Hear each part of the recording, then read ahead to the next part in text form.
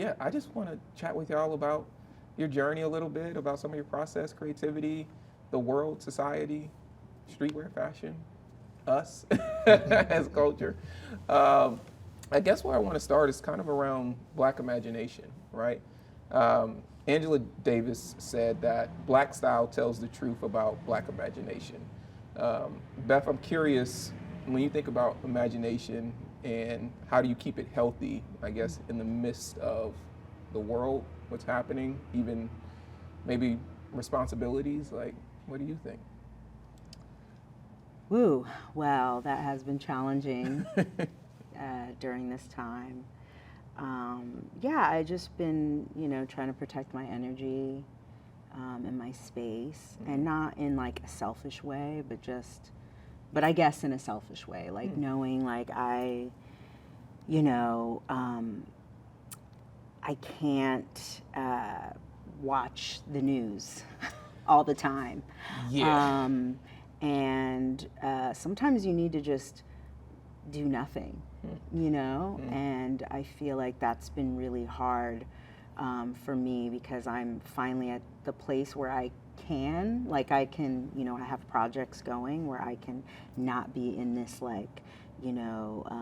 hustle, taking on things that I know I don't want to take on, but I just feel like I have to stay busy, and just knowing that like that is not okay, and that's like self-hate.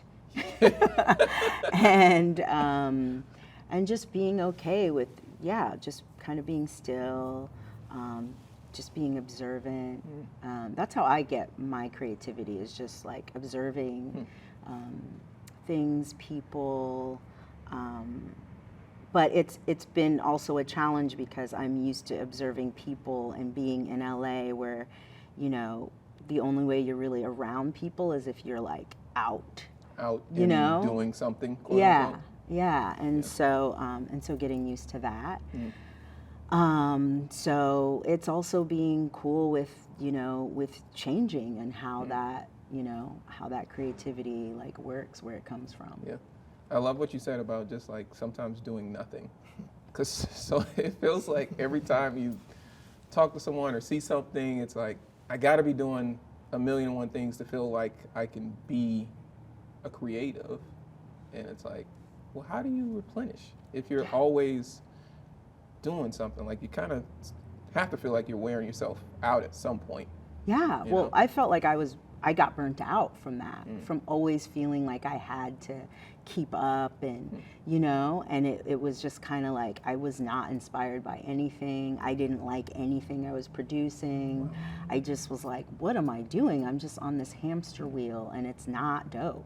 It doesn't feel good. It doesn't look good. And I need to just fall back and be comfortable enough to do that. I love that. Chris, how about you? I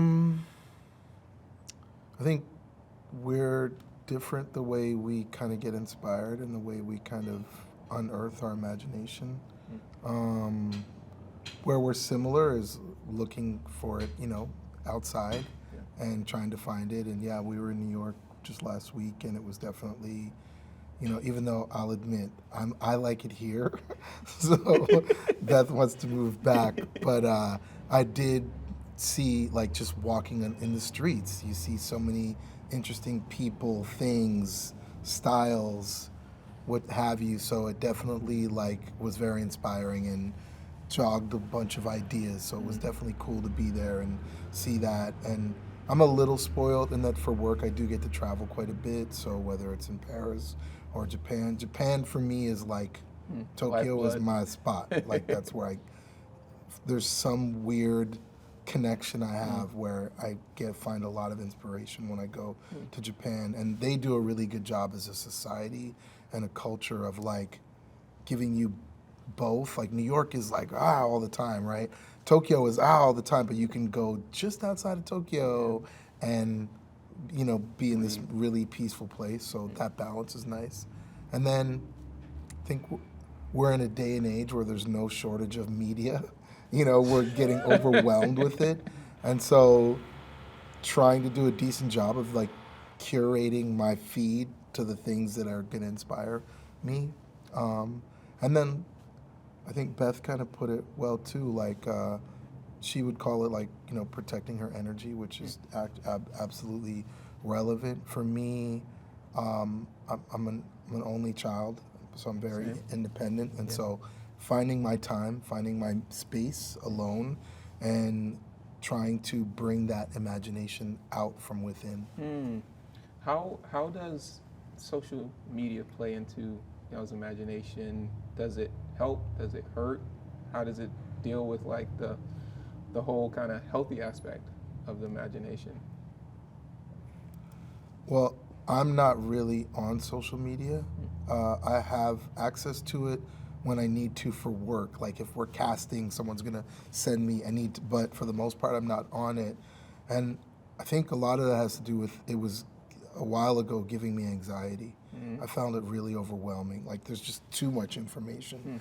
And so I find my weird places and ways where I can get it the way I like it, but I don't engage personally on there. I'm barely involved, almost to the company's detriment, on our company's social media because it's not a place I feel comfortable. And so, I'm not really good with, I'm not good on social media. Do y'all feel like a pressure in that? And maybe I'm saying, because personally I'm like, as a business owner, it's like, how do I do the dance of like taking care of me, but then also like staying present for, I guess, the business and the community? But it's like, it's a weird one. No, it is. I mean, I do not have the luxury that Mr. Gibbs has. I am on social media, and not like, I'm on it more, I'm on, Instagram, TikTok. I do want to know what's going on. I do want to know, what people are doing. I actually was enjoying TikTok and trying to get it to a place where it's not unhealthy. So I'll do it like a couple hours the same way I like, do a couple hours of like, the news, newspapers, articles, and then I'll do a little TikTok here and there. And I feel like, that's kind of the world we're in. It's hard not to, it's hard to be like, oh, I can't be a part of this. This is the new world that we're in. But it's definitely learning how to just like regulate it, where it's not like, and even knowing how to think for yourself. A lot of the TikTok that I engage is like educational, like news. Like I like to, see what's going on in Senegal or in Paris, or I'll follow TikTokers from there. And so that's how I feel like I get my information. But then, you also will get people who are telling you and you're like, is that true? You're like, wait a minute. Have you in this hole? So there's a balance. But I'm finding that I don't think you need it as much. Like, I mean, obviously, when you're first starting your brand, you might need it, but I think it's changing where we're going back to quality and to word of mouth and like people who know. And so you might not be like, everyone might not know about you, but the people that know, and that's all that matters. I think we're going to have a reckoning or a balance of and everything. It happens that way. We have pendulums that swing. But I do think there's got to be some sort of adjustment. And maybe I'm just projecting because I'm like, personally, I'm just like, there's no way this is healthy. On the subject of streetwear. So streetwear, we know this term's been around. It's been around before there was even a term.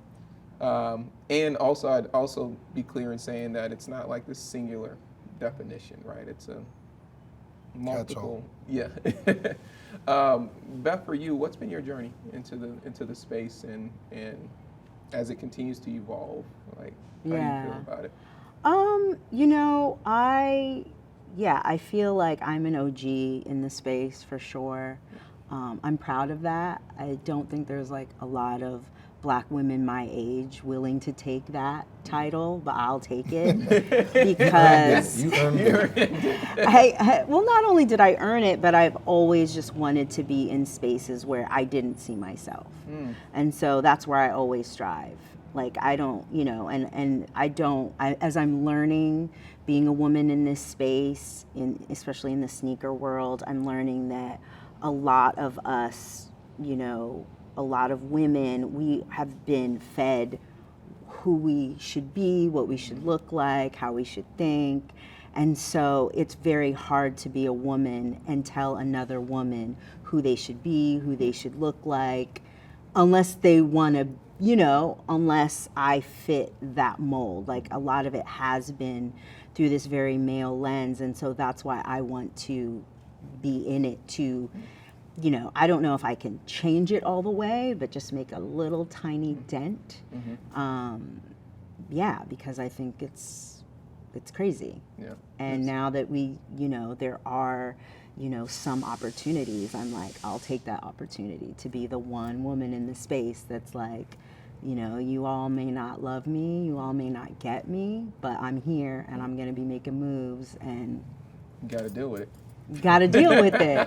And then maybe not you, but your kids or your kids' kids will know. And so. Is there any discomfort that comes with that? Oh, so much. Yeah. That's why I don't, I tried to stop doing interviews. I've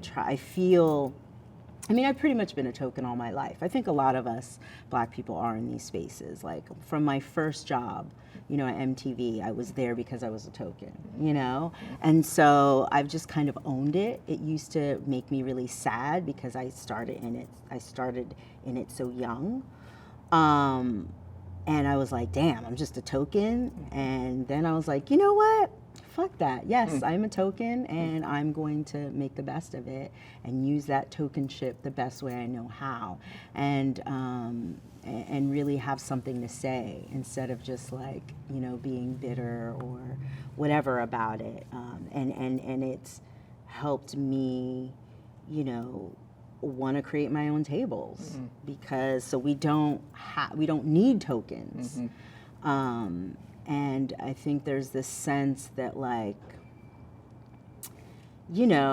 that just because you're a token that you're not talented and you're not, smart, and you're just literally there because of your skin color. And there've been so many tokens that have said it for all of us, And so, and I'm not saying that that's the only way, but right now it's still the only way.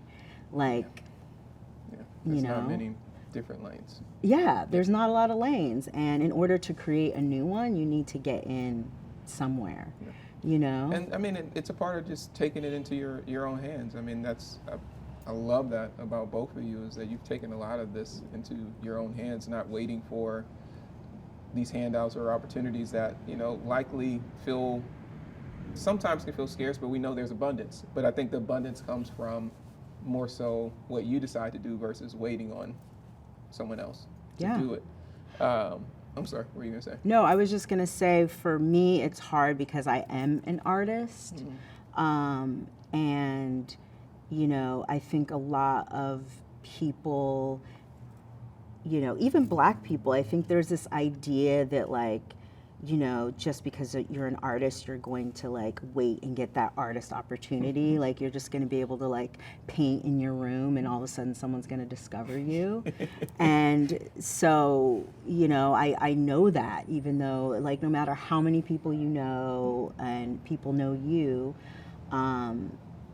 until you're at the level where you can create your own art and have ownership over it, what are we talking about? What are we doing? Yeah, what are we doing? Yeah. No, facts. There's a saying, give the streets what they want. And before social, streets were alive and well, doing their own thing. Chris, I'd be curious to know, do you believe kind of within this context of culture and fashion, do the quote unquote streets from a style perspective still exist, or is that all now on social media? That's a good question. I think the answer to that goes in cycles. There's waves. There was when I first started in this industry, everything we offered was like people came in and they wanted what we were offering. They didn't come in looking for a specific brand. They came in looking for guidance sometimes, but sometimes they just like wanted something interesting. They needed to connect. And specifically I'm thinking of like our t-shirt wall, which would have been my first kind of entry into this game. And so there was a bunch of really dope brands, a bunch of really dope designers. Nobody knew who they were. They weren't, this was, the option outside of Broadway, Canal Street, Jean Co., whatever, this yellow wrap. This was like a bunch of, and so heads would just come in and organically pick a t-shirt or two, based on a color, based on some kind of familiarity of the graphic or whatever. They weren't about the brand, And then over time, and so, in fact, at that time, what we were selling would have been the exact opposite of what was commercially successful, pop culture. You were buying a brand, you were buying Polo, right? And so now, for the first time, at least to me, you were just buying this image that was like, or a statement, or a quote, This was a time, when I started in this industry, like, this was when counterculture was thriving, right? And so nowadays, I know there's a counterculture, but like it's almost like there are almost too many countercultures, and it was a lot simpler then, I guess, is what I would say. And so as things have evolved, at some point it got to the place where, this designer's now done enough to become like a brand, and now you're buying the brand over the design because you're alike that you see on the street. Oh, you got a box logo? He knows what's up. You know what I mean? And so today, I think we're on the precipice of a change. I think although I could boo-hoo the brand moment, I do think it happened organically. I kind of understand the transition. And so up until very recently, we've been in this moment where the brand is king. The design doesn't matter. And in fact, more than the design doesn't matter, the product doesn't matter. You're buying the narrative. You're buying the lifestyle. You're buying the story of the brand, right? It doesn't even matter about the product anymore. You know what I mean? And so I think what I'm seeing through our kids, and through kind of Gen Z, and I'm kind of like, I've got this conflicting opinion about it, because as a businessman, I want to be able to predict what they want, and I can't. I'll admit, I cannot. And up until now, I've been able to. But then as a creative, I really appreciate that they're just doing their own thing, and they're not accepting the Gen X platform, the Gen X, this is how you dress, this is the dress code. I think Gen X kind of made it. I'm a proud Gen Xer, I guess. I think, what is it? Bronx created it, Brooklyn keeps on taking it. So like, I think millennials kind of adopted it, but I think Gen Z is kind of like, nah, we're doing some other thing. And our oldest son in particular is definitely on his own thing. And I appreciate it. And so I hope that's answering your question, but I guess I feel like it'll go in a wave. They'll do their own thing, and then a handful of the 21st century Gen Z designers will become, that's the designer. I'm going to buy that brand now. I'm not, and they'll become the thing for the next generation. It's just a cycle. And, wherever we're at in the cycle, I'll admit, I'm always wanting it to evolve. I'm never happy. And when it evolves, I'm not happy when it evolves. Even though that's what I was asking for like a year ago. So I don't know. I guess that's never satisfied. I don't know. What is it about, I guess in particular, when you think about now, is it because it's so it feels like there's so many different pockets of these different things happening, and it's kind of hard to pinpoint maybe what a narrative might be, or like. Yeah, I mean, again, it's this conflict. Like from a creative point of view, it's wide open right now.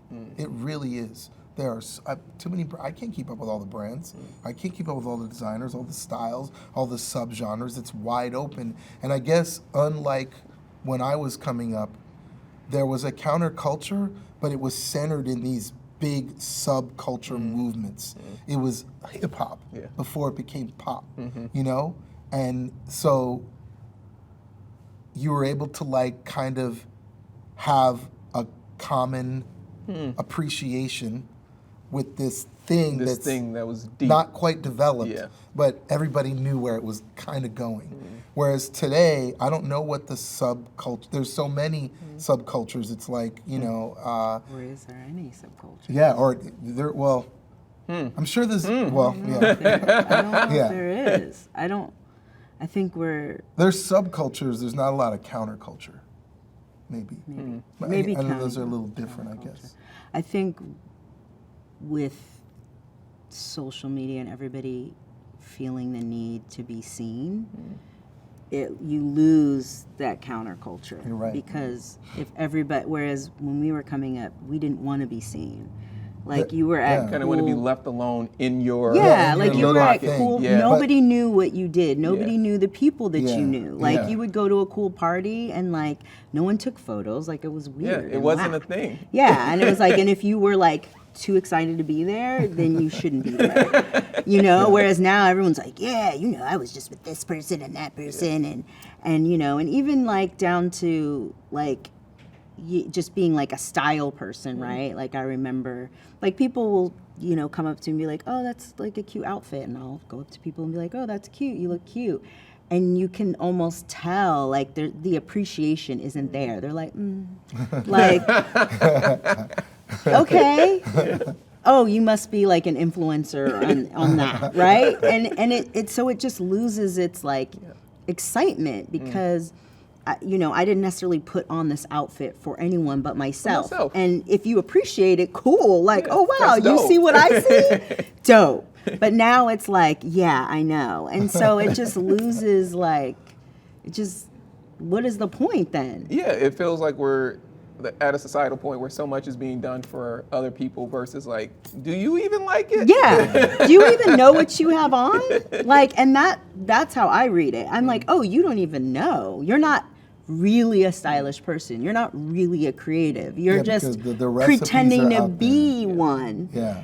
Because if you were, you would actually appreciate the compliment. Yeah, it's funny. There was and I'm gonna mess up the quote, but essentially I was reading something and they were making a point about how when you know where something's going, you likely don't have anxiety about it, but you also don't have the ability to be surprised or inspired by what might come, because in your mind you're like, oh well, that was what was going to happen anyway.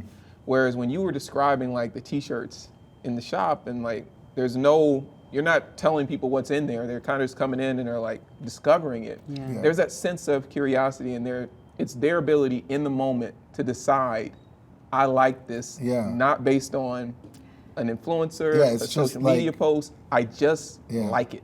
Like, you know, to go back to that, like, again, today somebody comes into the store, they know what they want.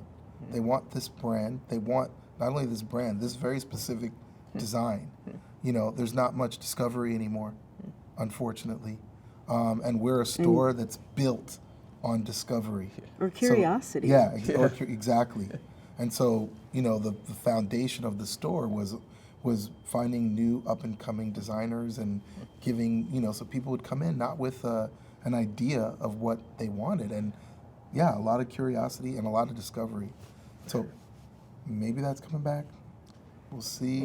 What the problem with social media, and maybe this goes right to the heart of the question you asked, the problem's not the right word, but the residue of social media is that there is no discovery. It's all out there. It's all out there for everyone to see, times 100, magnified. There is no like let me just walk. You know, you go to a city and it used to be we would go to a city and we would just walk around and discover neighborhoods and cool things and cool people. Now you've got your itinerary, and it's Chat GPT told you how to navigate Amsterdam. Yeah. You know what I mean? Yeah, and everyone's at the same exactly. space. Well, yeah, you end up in the same places. Taking photos, It's the same thing. and then it kind of ruins the experience. I actually think it's like, not to be a downer, but I am sometimes. But I actually think that it hurts us. And I think it's hurting us as a society. And I think just, you know, and so, you know, on one level, yes, we've lost curiosity, and then we've lost the ability to think for ourselves and problem solve. And so that's hurting us because there's so much coming at us, and it's confusion. People don't know what to believe. And so people just don't listen to anyone because they're like, well, who do I, you know? And, or they listen to the loudest person in the room. And that's what's happening. And it's really, I wouldn't say scary. I think everything happens for a reason. I believe in cycles, and everything just goes in the cycle. And we're just in that cycle where we have to go all the way to the darkest part before we even want the light. Because I don't even know if we're ready for the light yet. We're still like, kind of figuring that out. Yeah, like we still think it's like really cool and exciting to be in the dark. And I'm like, really?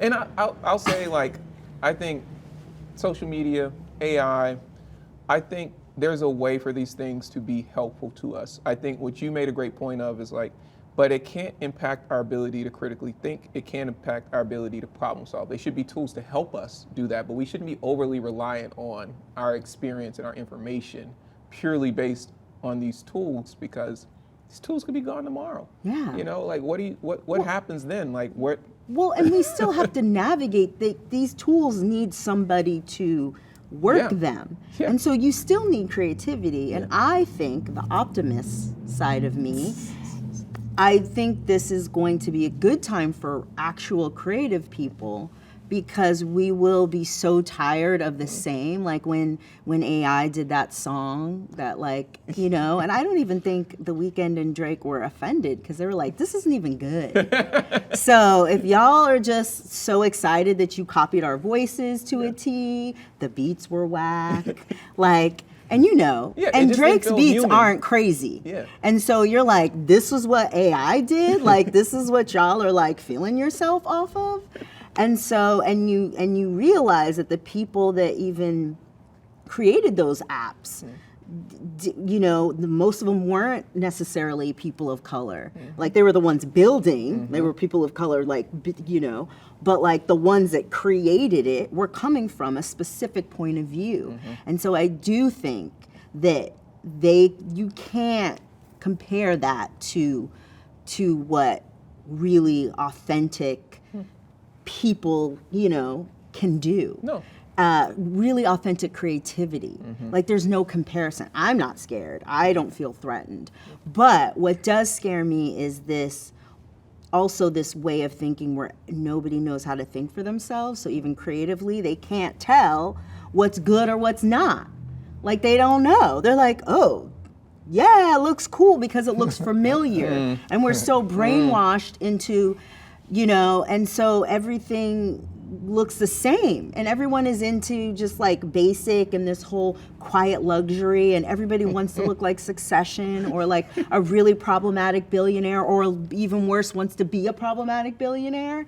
And like, we need like a billion of those running around, but that's what's happening. And that's scary. That is scary. Is the lack of, you know, like, individuality. Individuality, and that you're not even craving that. No. You don't even think anything. You're like, we don't need that. And if you don't think you need that, well, bruh, I'm scared. Yeah. Well, I'm scared. One thing I think that is interesting is how you've been able to build community, right? And I think community is going to be our way to kind of figure out how we navigate some of those things. Beth, I do want to take you back to your childhood, because there were some things that we learned where you would reenact John Hughes movies with with some of your friends. What was that community aspect of building for you? Why is that so important? Well, I was inspired by these filmmakers, and at the time I had access to John Hughes. I didn't even have access to a lot of the greats that I've come to know after going to film school. But what I've learned from just even being, whether it's a streetwear world or like community is everything. Mm-hmm. Like your friends, like people that know you, and you know them, and even I would say family. But the time that we grew up, family wasn't really a thing. It was really all about your friends. Like my parents had no idea that I had to steal my dad's video cameras, and so but I knew how to work all the technology and I would get my friends and my brother and everybody, and even up until I was older, I went to film school. And a lot of my friends still participated in my films, and they were really bad until recently.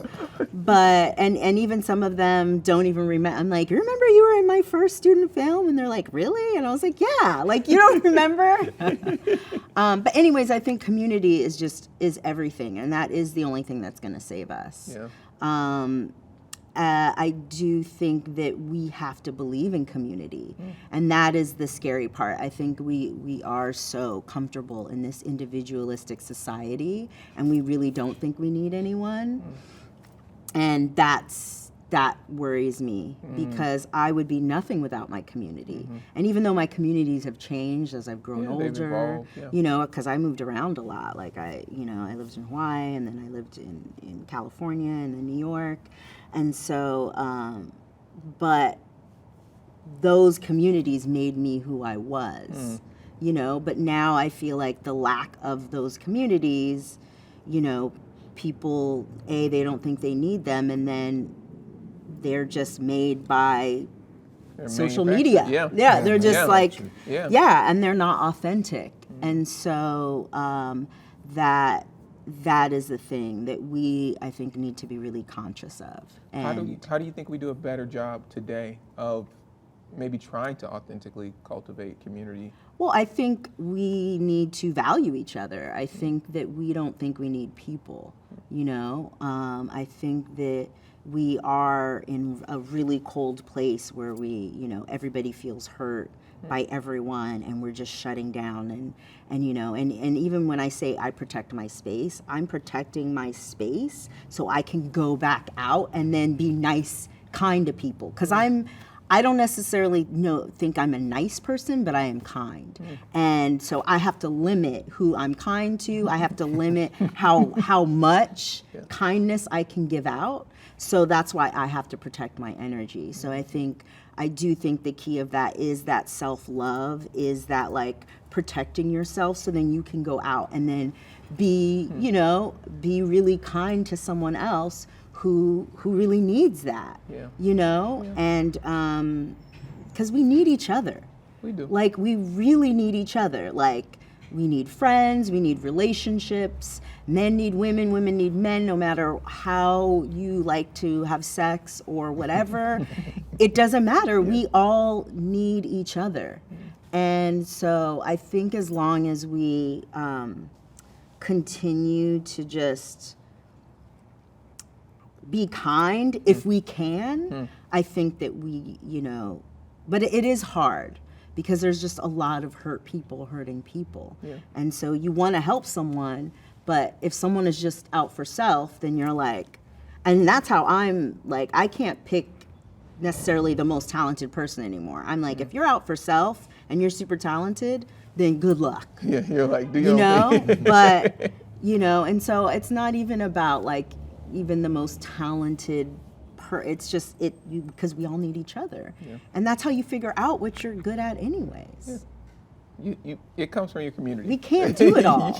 You can't do everything by yourself. There are some things that you should do alone. Like I do, No, like I'm an only child like Chris, so I do need like my time to go through my process. I do need that. Oh, for But I sure. do find that to unlock, to get to those better things, to do bigger things, like I have to rely on my community. And to make it fun. Yeah, that's Because like it's not even fun when you're doing it all alone. Like sometimes, you know, my husband gets in his only child mode and he's just like, I'm just gonna do this like this. And I'm like, okay, good luck with that. You look like you're having fun, bruh. You in your little corner with your little computer. Good luck. I'm just like, I don't want that. Yeah. You know, and so the community helps keep it fun. Chris, how do you come up out of that? Because you go in and then like, how do you like, right? Because it sounds Well, that's a great I'll tell you balance what, too, to I'll have tell you someone that's what. telling you you're in there. Yeah, I know. I'll tell you what, it was hard. COVID got me stuck in the hole a little bit. And I'm still, like, I don't think I've definitely climbed out, but I'm still like in the process of, you know, I really got way too comfortable with myself. And, you know, and with that place that's familiar as an only child, it's a familiar place. Yeah. And so it was hard to dig out. But I guess the shitty answer I have for you right now is routine. Like I built a routine that forces me out of it. Yeah. And so I really like routine. And it can be a problem sometimes. How does the routine force you like, out of it? Like forces me out of what? being in my own little world, having to go to work every day, having to like making, you know, like my work is very, like I'm very hands-on. Going to work, like, you know, like instead of working from home, like going to my desk. Yeah. I could work from home, but it forces me out of my me Just space. being in your own thoughts. And, you know, going to the job and then, you know, hearing the gossip or getting around the water cooler or what have you, you know. Yeah. That's the thing. Routine, it helps me a lot. You spoke of leveraging that to get you out of your space, out of your head. I know in 2003, y'all moved from New York here to LA. And I know there's a conversation about maybe going back. But Chris, can you elaborate on, you said it was a move that you didn't realize that you needed at the time. Yeah. What can you unpack that a little bit Yeah, more? I mean, we were living in New York, dating, happy. Like, I still think of like I guess I say our, they overlap. But our in the universal sense, if you allow me to be lazy, our like kind of 10-year run in New York as like the best 10 years of my life. Like, Wow. it was just an awesome place to be. I was discovering who I wanted to be and discovering the world in a new way and being in this city. I was, you know, started there when I was 18 kind of thing. So it was a great time. And so we decided to kind of level up. We had some discussions. She was interested in doing film, and so she wanted to move to LA to really exercise that. And when she first suggested it, I'll admit it, I was like, I didn't even know how to spell Los Angeles. That's how foreign it was to me at the time. And I was like, I don't want to go there. I'm not interested. But, you know, things evolved. As And they always do. and And this happens every time, by the way. Every time we need to pivot, it's like, no! and eventually we came out here. And for me, like there's a certain way, to me, there's a certain way that cities work. I'm not from New York. I didn't grow up there. I grew up in Ottawa, Canada. Most people would make fun of that. But it's still a city. It's still a metropolitan city that works like New York. New York's just 100 times bigger, but they work the same way. And so moving to LA doesn't work like that. It works differently. I think West Coast cities, generally speaking, don't work the same way as like the rest of the world. And it took me a really long time to figure it out. I was miserable like absolutely miserable. What was it about that was really hard for you to I think generally get with? speaking, especially coming from New York, even we were in New York for a weekend and we saw people that we haven't seen in 20 years just walking the streets. We couldn't, like, we were walking with a friend. We were actually scouting for some locations. So we were walking with a friend who's also a realtor, and he was like, he had to build in like time, you know, like I got to build in an extra hour because I know you guys are going to bump into people you know. You know what I mean? Yeah. That doesn't happen here. You know, you have to be you have to have an intention to meet see someone someone. here. Yeah. And so coming from that space where it kind of got me a little lazy. You know, in New York, you could be lazy. Like, you're going to just walk out the house, not knowing what you're doing for the day. You're going to bump into somebody. Yo, there's a party here. I'm going to bump into three. I'm going to have options. You don't know have what to I be mean? an adult in New York. Yeah, you could be a kid. This exactly. is adulting. So out here, you got to be an adult. And then, and so I was used to New York in a way. I was used to that convenience, used to being a kid. I had to grow up fast, and I didn't want to grow up, you know. And then I got really good advice from two people who gave me really. One was overt, and one was kind of like slapping me. But Eddie Cruz was like, "Don't try and make LA New York, right? Make LA yours. Don't try and make it New York." And that's really hard to do, coming from New York. Yeah. And so I had that, and then this guy, Berto, who used to manage Union, then went on to manage Supreme. He's in San Francisco now. Shout out to Berto, who like was just one of the best people to help me transition to LA. And he was kind of like, his thing was like, don't you fucking act better. Don't act better. Don't act better. Don't act like New York's better than LA, because it's not. You know what I mean? It's different. It's different. And so it took a while, I think, for me to really embrace that, unfortunately. It took a while for me to find my LA, build my LA. One of the things that I discovered is that although New York is convenient, and trust me, it's great, I'm not, you know, like, you meet a lot of acquaintances that you know, but they don't necessarily become your friends. They don't have to try.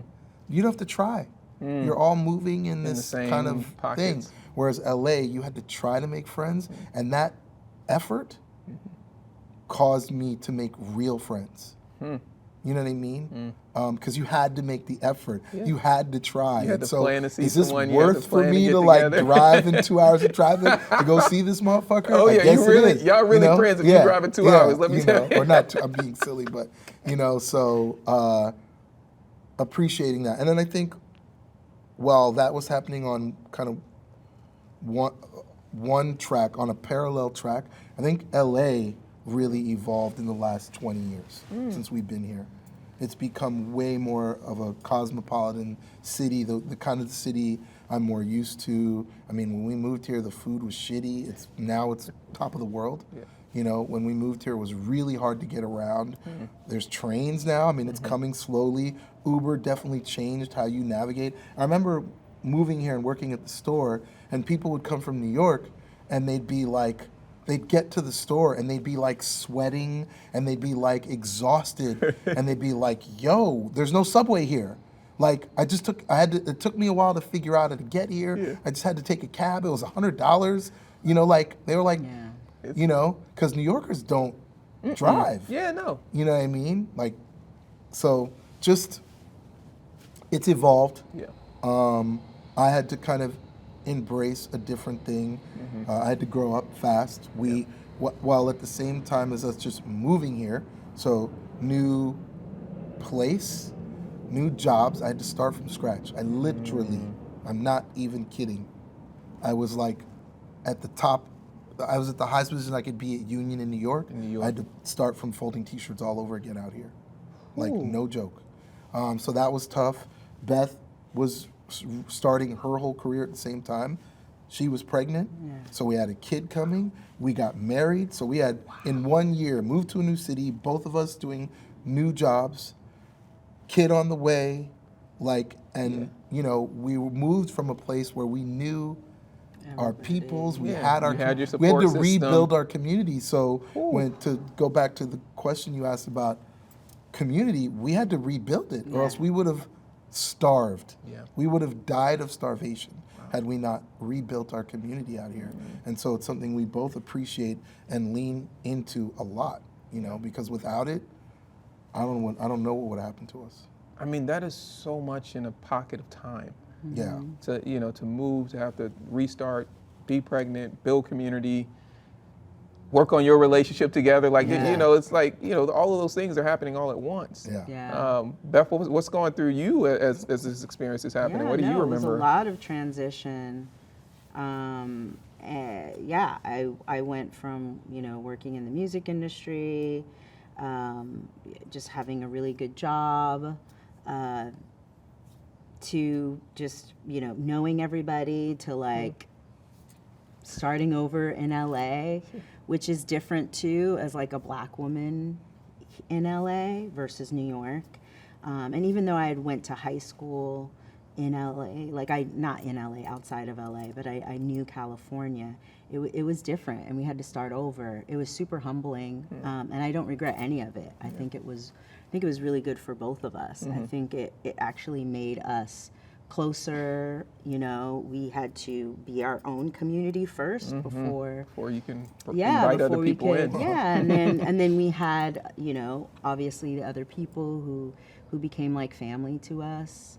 And then we also had to rely on ourselves for a lot of it, which I think was really, really good. It was really hard. Now a lot of my friends, I was also the first of all my friends to have kids. Wow. So like I have, my son is 19 and I have a 17-year-old. And we're about to transition again, and we're about to be empty nesters. Yeah. And one of our kids lives in London, and another one we don't know where he's going to go to school. And so that's why New York is kind of the thing, because I feel like we did the adulting here. We had to really grow up. Yeah. Fast. Yeah. We had to figure it out, and we hustled. We did it together. Yeah. A lot of people forget. I like to give their props to all their boys and all these other people, except for their partner that was really there. Yeah. And so I think that was really good. Yeah. And so I think it's hard. We are OGs. We have been in this for a long time, and we've been through cycles. We've been at the top, and then at the bottom again, and at the top, and that's how it works. That's how it works. It ebbs and flows. The ebbs and flows, and so it makes me not as scared for the next transition, but also knowing it's a transition, knowing it's something I don't know what's gonna actually happen, and there's excitement to that. Yeah. And so, it was hard, but it was also really good. And I think we're going through a similar transition. And that's why I'm like, hey, I think we need to open a New York, a union in New York again, because I think the cycle is ready. And I'm a big believer of timing is everything. Yeah. I'm not God. We're not God. God is this entity, and I believe in God.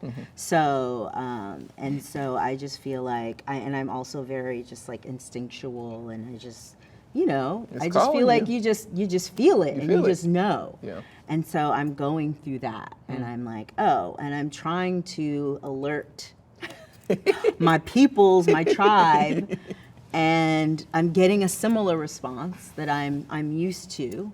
But it still doesn't make it any easier, and so, but that's just how it is. Yeah, it's interesting the New York story, because you two met on the G train, right, in New York. Yeah. And you were a little bit more into the fashion at first, maybe. Yeah. Yeah. So I mean, I went to Parsons. Yeah. I went to Parsons New School. I had a ton of internships.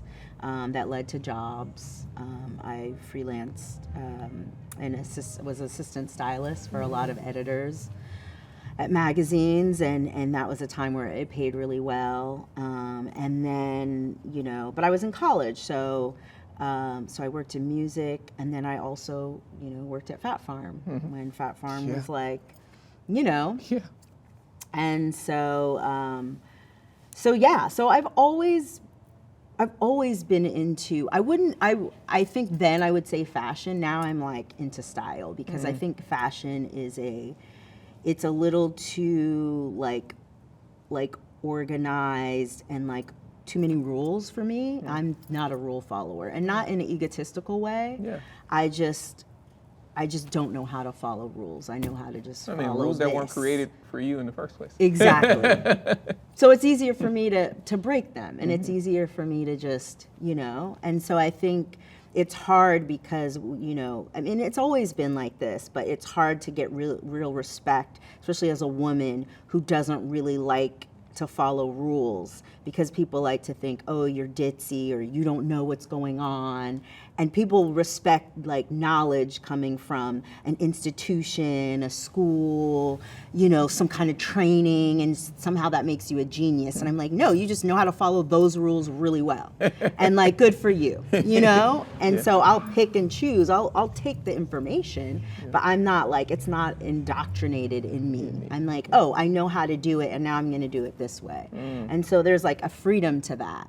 And so, but now I'm finally at the age where I'm comfortable and super confident in that, so it took a minute to get there. It takes some time. Yeah.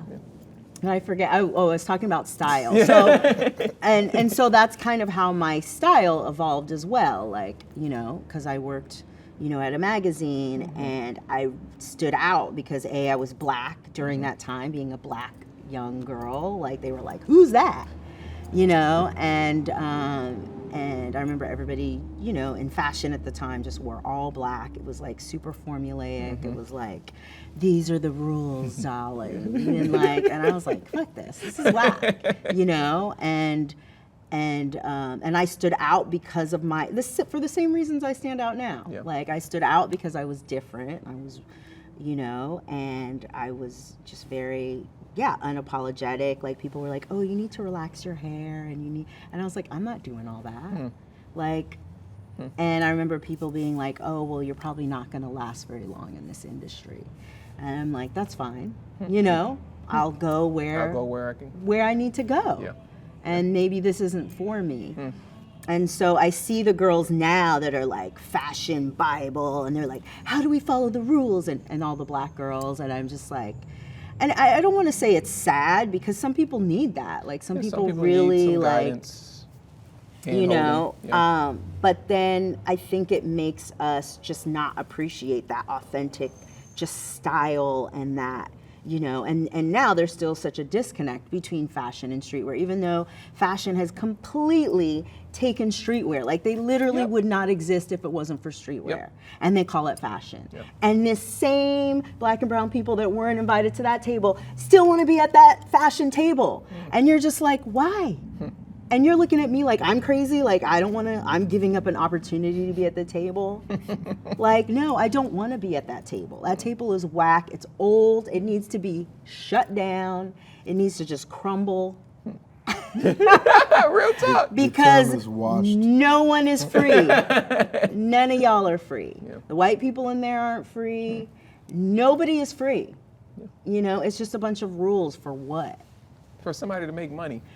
Yes, even the people that make money, though, aren't happy, And so, like, I get it, but it's just that whole idea that, like, even money brings happiness. So either way, but that doesn't mean I'm like, I think we should look whack and we should like not have style and not care about what we look like. Yes, we should. I think there's something to that. It's like beauty is everything to me, and not in a judgmental way, but it makes you feel good. Like, I dress because it makes me feel good. And when I see other people dressing, it makes me feel good. I'm like, oh my God, they look so cute. I'm so happy now, and that's what I miss about cities like New York or Paris, because you see people that are just effortlessly doing that because, whereas here you only see that when people are going somewhere.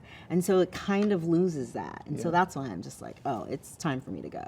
Because now I'm thinking way too much about You're this. like, it's something when it's like on your mind all the time. You're like, maybe we need to change the environment. Let's switch it up. You know? But I really think that, you know, style and the whole psychology around it is just really important for happiness even. And I think just because, you know, again, it's been dictated by men. For women, we like look down on it as this like, you know, but I do think it's really important. It's just whenever money's involved, it just makes everything whack. Like as much as people, I want to make money too, but once money's involved, it really is not going to be that good. It does change things. It changes everything. It always changes things. It does. Yeah. So Beth spoke a lot about her experience in fashion in New York and styling. Yeah.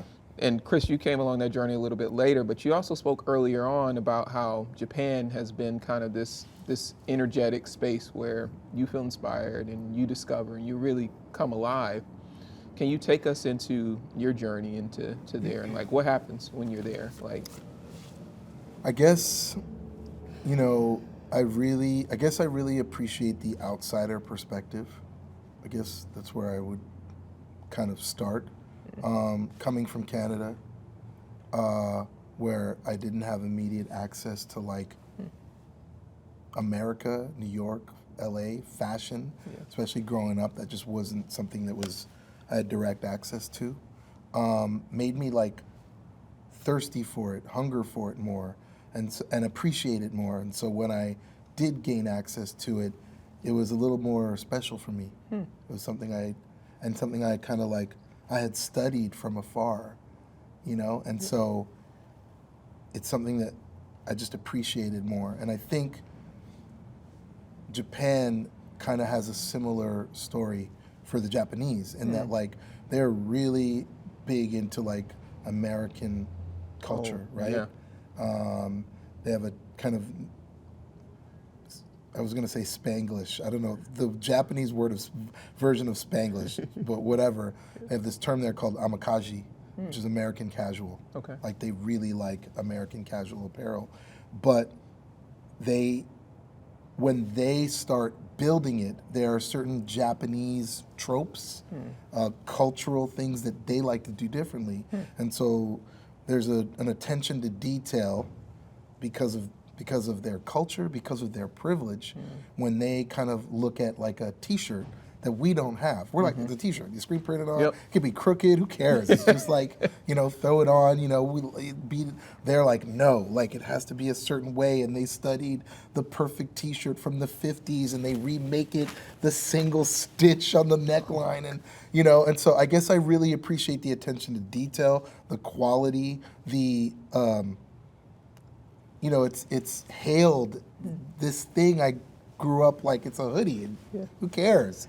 I got ketchup stains on it. Doesn't even matter. I just really was in awe of their like, that's like a work of art. And so, especially being a person of color, where your fashion is always at the bottom. Compared it's to always the mainstream. cheap, knockoff, throwaway, affordable thing.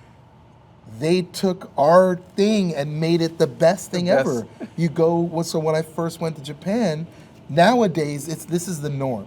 Nowadays, someone who's 30 and under, who's listening to this is like, yeah, whatever, that's every, you know, that's all, you just described Off-White, you know what I mean?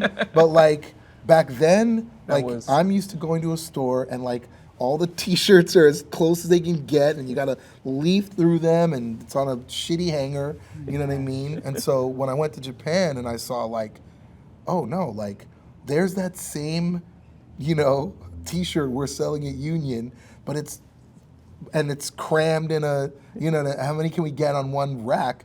No, it's folded by itself on a marble table. You know what I mean? Like they're pumping oxygen into the store. You know, would you like some water to get this T-shirt? You know, just that whole experience just blew me away. And then they're kind of, to this day, like Japanese fashion, the way they look and the way they attack fashion it's something very different. It's something very peculiar, very unique, I should say. And I love the way they kind of, I would say their way, which inspired me. So it's kind of become my way through that inspiration. Right. Is to kind of take the classics and twisted, just subtly, just a little bit. I think Virgil, when he gave his talk at Harvard, said something about a 5 to 10% change to the classics, and I really like that. And you know, I think Japan does that the best. They have these incredible fabrics because they want this high quality. They'll go and find the best fleece. You know what I mean? They'll mix it. There'll be a cashmere, you know, cotton mix. You know, so I just really love the way that they've kind of, as an outsider to American casual apparel and fashion, they've kind of reinvented it in this really unique way that just brings the best out of it. And they appreciate it. They have a culture and a consumer that appreciates it. Because you could do that here and no one would appreciate it. No one would appreciate it. You have to have hardly be able to tell the difference. The whole thing, you know what I mean? And so, you know, my relationship with Japan is because of Japan's relationship to streetwear. And early on, they were the ones consuming it, not us. It's only recently that we, America, you know, dare I say even black people, started to really appreciate and consume streetwear. Early on, I'd tell you what a day looked like when I first started working.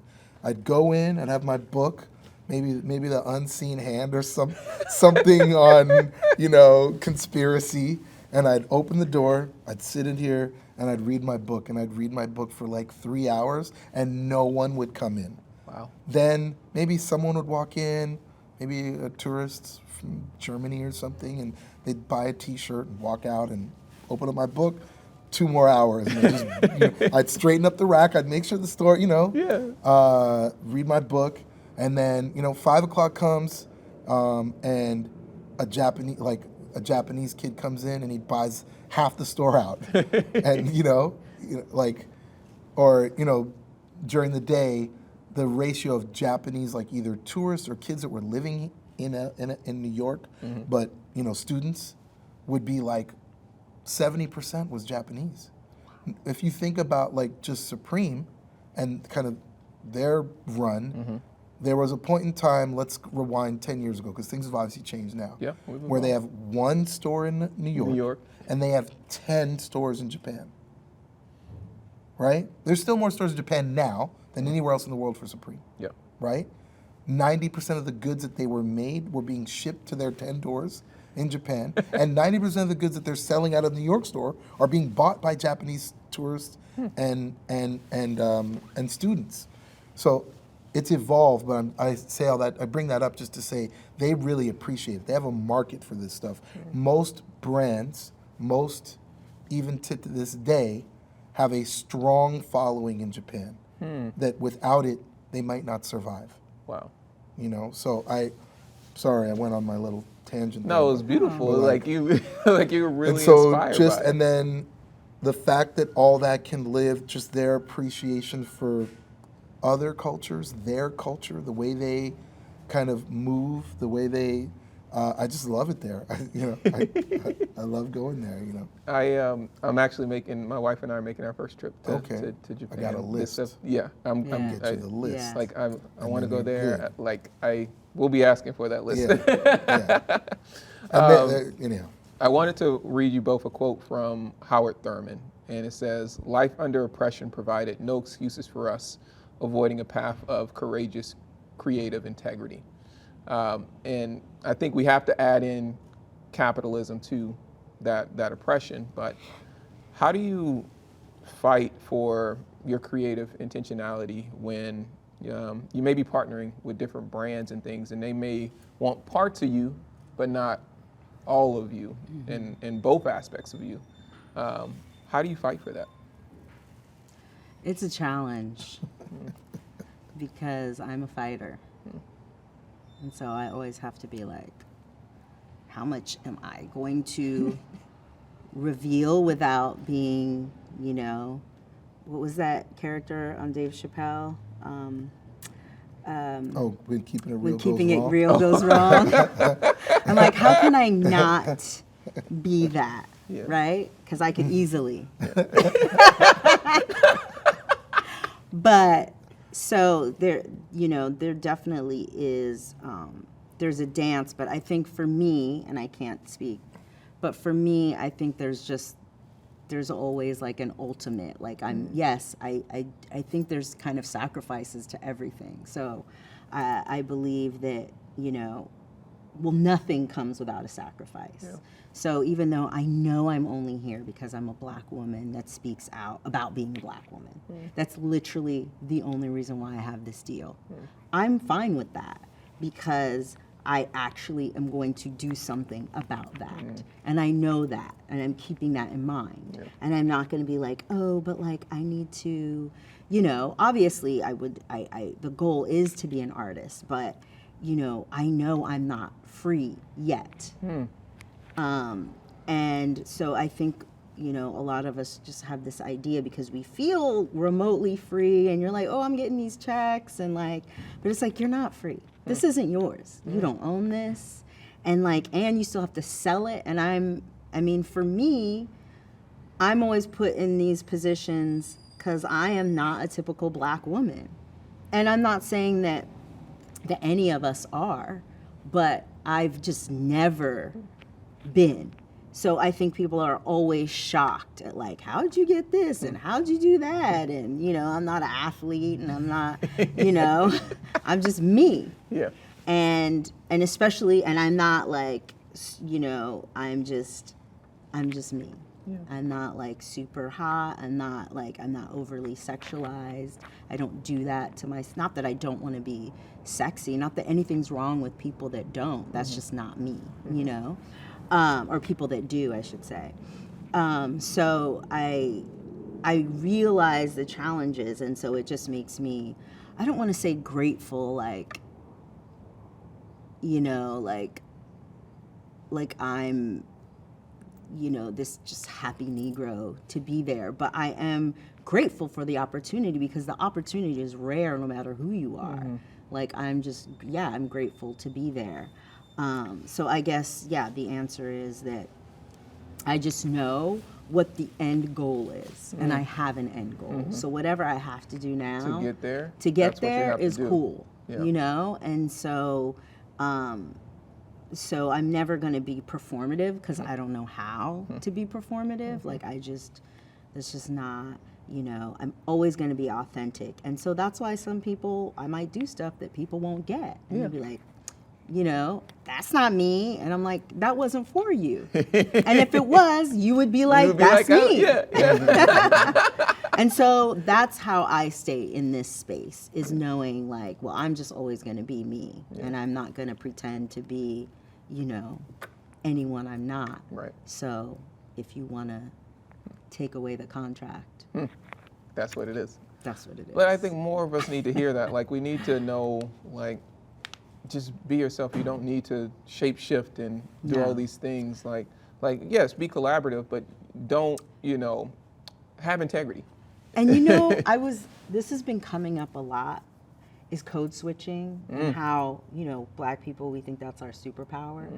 And I'm not saying, I don't think I've ever code switched, like consciously.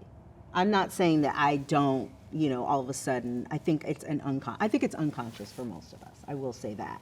But I'm never going into spaces to be like, to sell you on someone I'm not, And so that's why I think I've been in a lot of different spaces, because I am like literally authentic. And so, and a lot of, especially Black excellence, we look down on that. We think excellence is fitting the part to the degree. And that's why I hate Black excellence. I quite frankly hate it. It's just like, it's very, it's super performative. I mean, it's just not even real. Like, we're the only culture that thinks we need Black excellence. Like, there's no excellence in any other culture. You're just great or you're not. And because we are great. And so I get it. We're like kind of trying to convince ourselves that we're great. And it's like, you were great whether you were the best basketball player or not.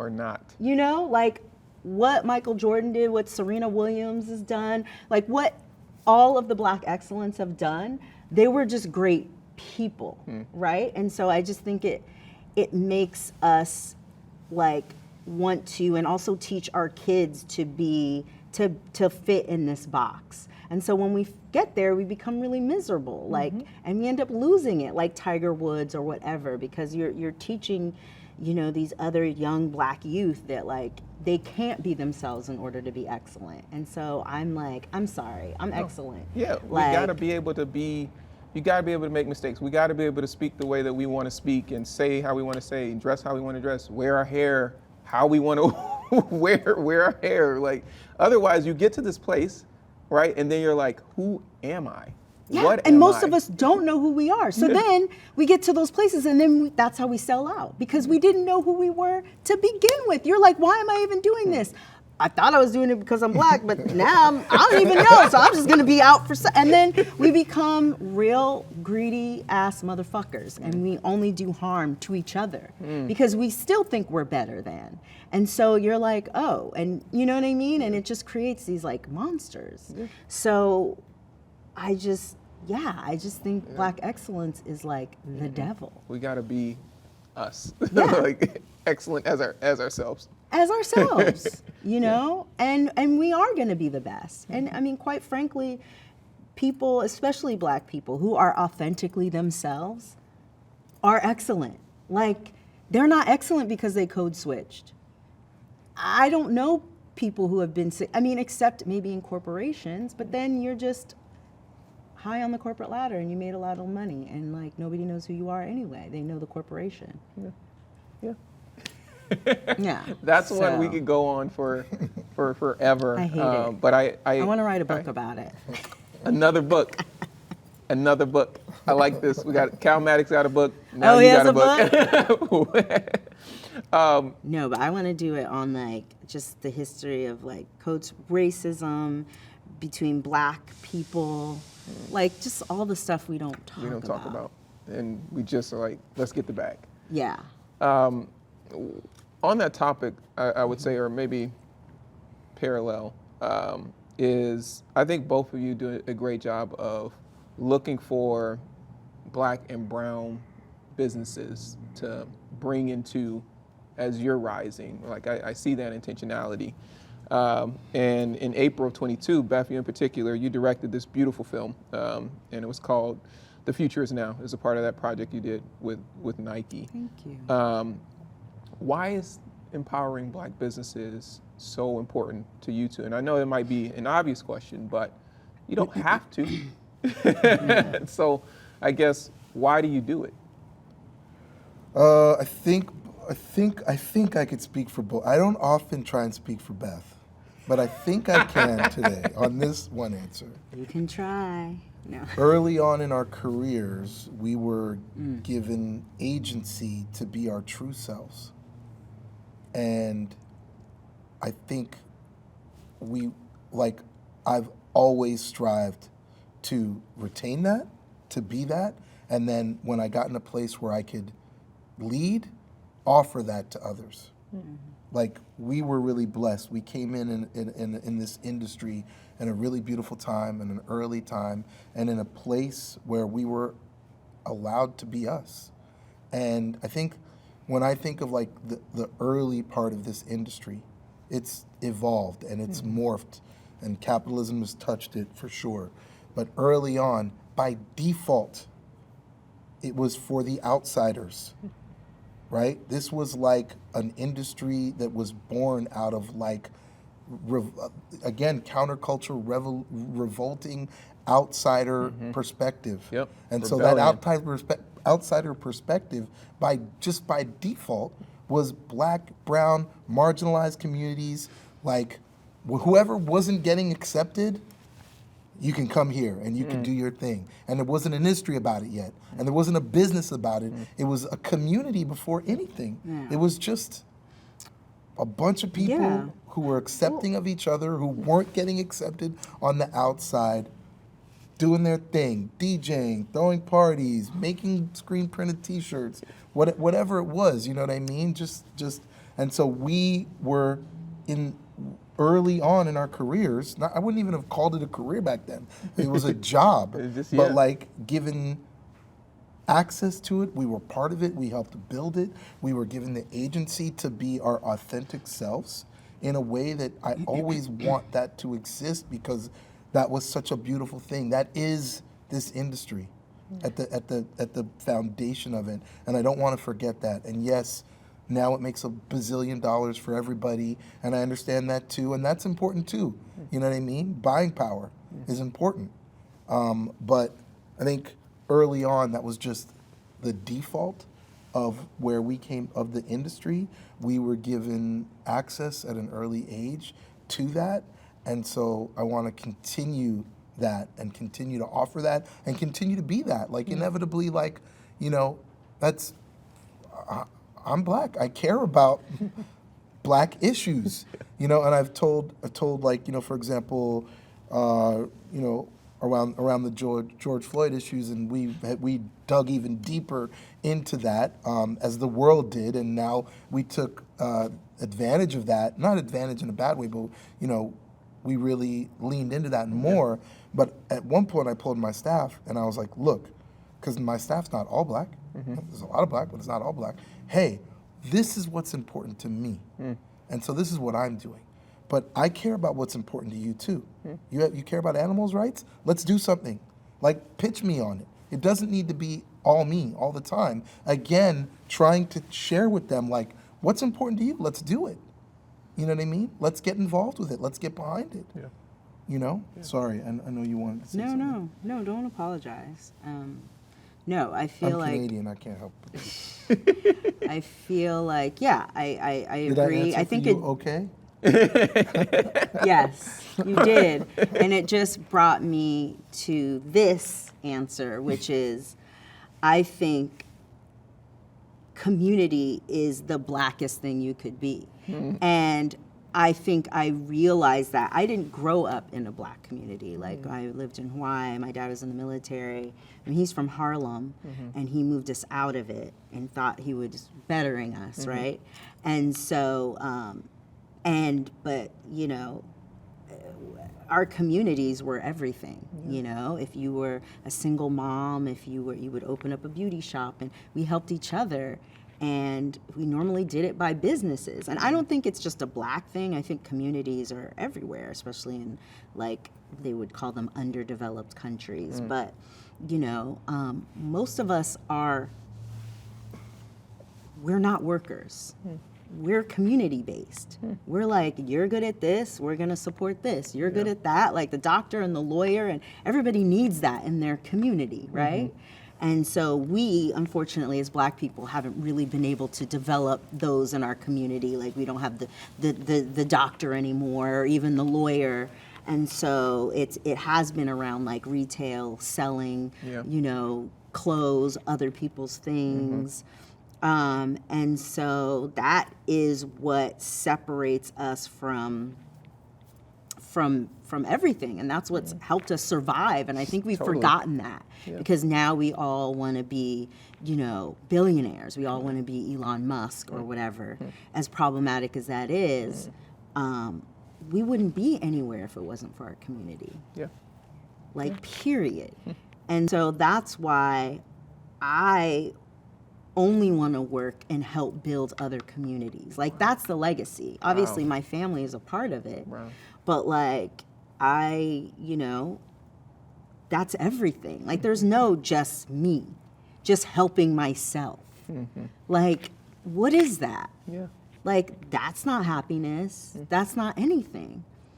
You know, I realized, like, I mean, I did grow up super religious, and as most Black people did, grew up in the church. Definitely grew up in the church. Grandparents on both sides were, like, you know, like ministers or whatever. And my grandfather just passed away, and he was from Harlem, like generations. And so many people came out for the funeral, and it just reminded me, and it was just all these younger generations that talked about how my grandfather had helped them, and you know, and a lot of it was involved in the church, but it was very community based. And I'm like, yeah, churches have been, and my parents met, you know, from their parents. It wasn't arranged marriage, but it was like close to it. And it was from their close- community. As close as it can get. And it was from their community. And so, yes, again, I'm just saying, community is everything. Community is everything. It really is. Like, we're nothing without our communities. Communities raise us. I mean, that's very, very true. And that's why everything is going down the way it is. Our kids are suffering because they don't have a community. Yeah. How you have 2 kids? Like, Yeah. how do y'all raise them within all of this? I mean, community was important to us. So they grew up around community. We always found community. And even though they're growing older, what I'm trying to do different, because I don't think a lot of Black families are good at really helping like the younger generation. Like, they're not really supportive. They're like, okay, we made our money. You're on your own. You're good.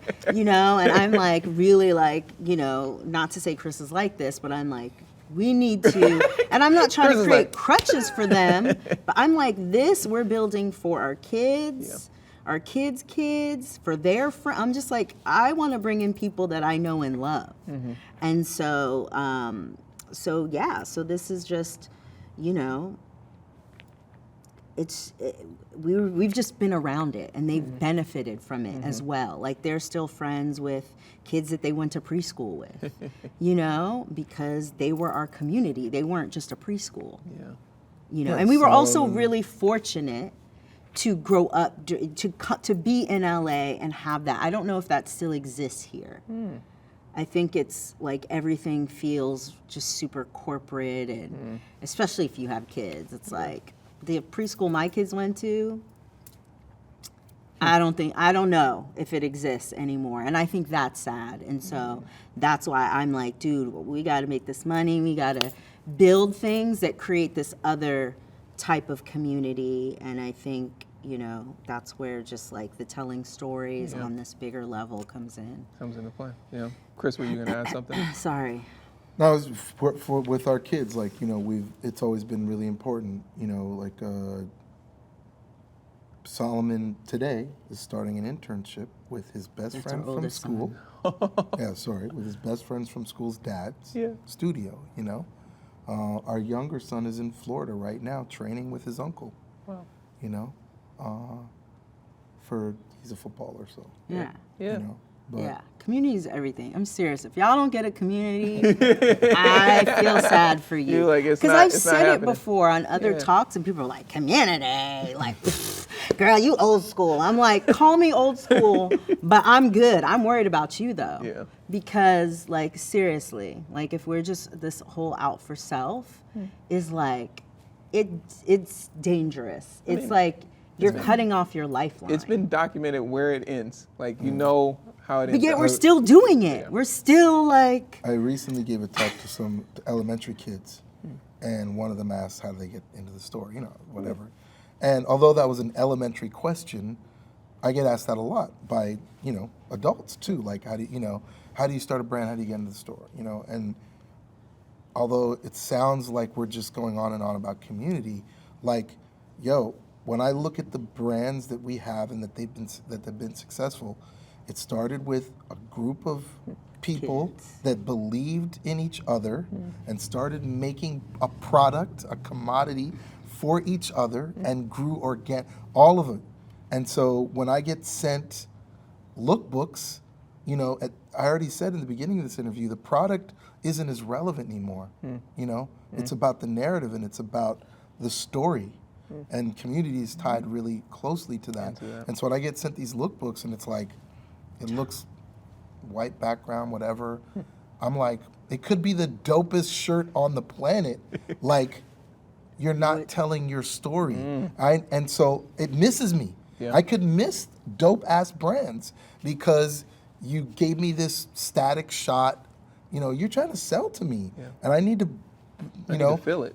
find a better model than this. You know, I know you got a friend who's a model, a girlfriend, a boyfriend, a photographer, and I tell people all the time. They'll be like, "How do I get?" They'll send me their line sheet, and it's just photos of the product, and I'm like, yeah. Tell me about it. I need to know more, and I know you came from somewhere. We all did. I came from Ottawa. Nobody even ever heard of it. You know what I mean? But I had my community there. Yeah. I just did T-shirts for Canada Day in Ottawa. A guy I went to high school with. You know what I mean? We donated I think 300 Jordans to another friend of mine who does a program. He's First Nations in Canada. Wow. Like I'm still in touch with them. We're still supporting each other. You know what I mean? Like you have all of us like came from somewhere. We came from a community, and that's the community that can help you the most. That's the value. Right? Ooh. We all have a story, and one of the things I learned early on in this industry, because I'll admit, I'm saying it now like I'm fucking Svengali, and oh yeah, we all have a story. I didn't know that at 18. I thought it was from nowhere. I thought it was some mixed kid from Canada nobody cared about. You know what I mean? And what I learned through this process, this 25-year process, is that like, no, I have a story, and people do care.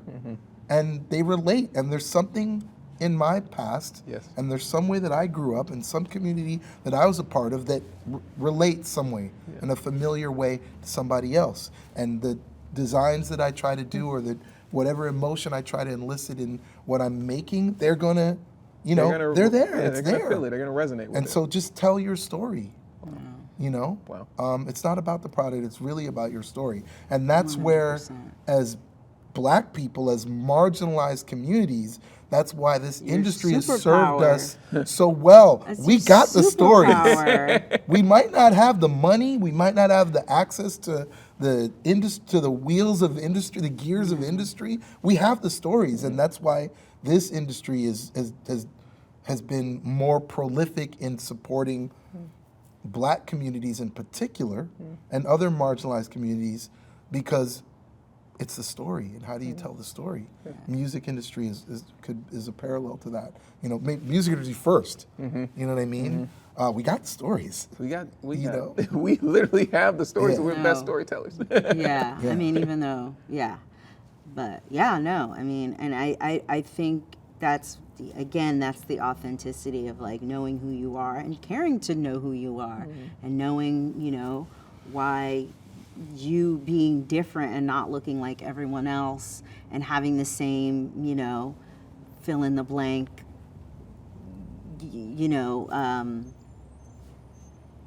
just fill in the blank. Yeah. And when you asked, think- go ahead. You finish. You had asked a question earlier about how do we navigate these corporate collaborations. Yeah. It starts with we're bringing our story. It's our story. That's not to say it isn't hard. That's not to say that there aren't challenges. There are explicit challenges. But at the foundation of almost every collaboration we do, it starts with our story.